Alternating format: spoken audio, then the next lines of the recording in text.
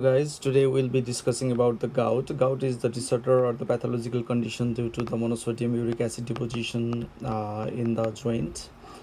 Since monosodium uric acid is derived from the uric acid, so we can say that gout is caused due to the hyperuricemia. Now let's talk about the etiology of the gout. That can be the diet that contain the high amount of the red meat and seafood, and let's talk a little bit about the biochemistry about that. When we ingest the food that contain the high amount of DNA and the RNA, then in the GIT tract, especially in the intestine, RNA and DNA will be absorbed as the purine product. That can be the adenosine monophosphate and the guanosine monophosphate. AMP will give the hypoxanthine and the GMP will give the guanine. Both will give the xanthine, and with the help of the xanthine oxidase, it will give the uric acid.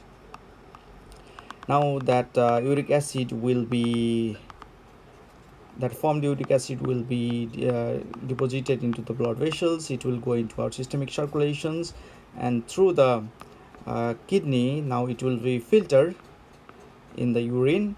Then finally we get rid of the uric acid.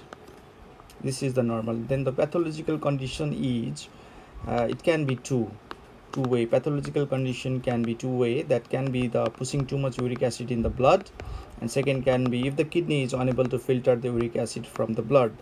And there is the relation with that with the alcohol consumption. So let's discuss a little bit about that. Actually, there is the transporter for the uric acid in the kidney called the urate transporter 1, that is URAT1, and if is the renal uric transporter that facilitates the uric acid excretion in the urine. When we consume a lot of alcohol, we produce a lot of lactic acid. Now lactic acid will increase the reabsorption of the uric acid via the urate1 transporter that can precipitate the gout. So often primary gout attack is triggered due to the diet and alcohol consumptions. And so let's talk about the third, that can be the leukemia and the myeloproliferative disease. This all cell got a lot of turnover. That means the turning of the nucleus, breakdown of the purine and pyrimidine, and there will be the increase of the uric acid. Then there can be the precipitation of the secondary gout. So let's talk about the another etiology, that can be the Lesch-Nyhan syndrome. Now we need to know a little bit biochemistry about this. Adenosine monophosphate and the guanosine monophosphate. Now AMP will give the hypoxanthine, guanosine monophosphate will give the guanine. Both of them will give the xanthine. Then with the help of the xanthine oxidase, now the uric acid is formed. But we need to take note that hypoxanthine and guanine can be taken up by another pathway known as salvage pathway into the AMP and the GMP. That means that there will be the low production of the xanthine, but this salvage pathway is driven by the HGPRT enzyme.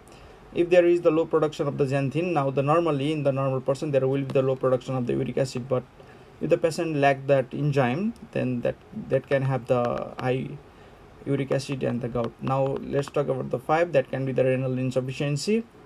In the renal insufficiency, there will be the low excretion of the uric acid that can cause the gout. There's another can be the bone-Kirkes disease.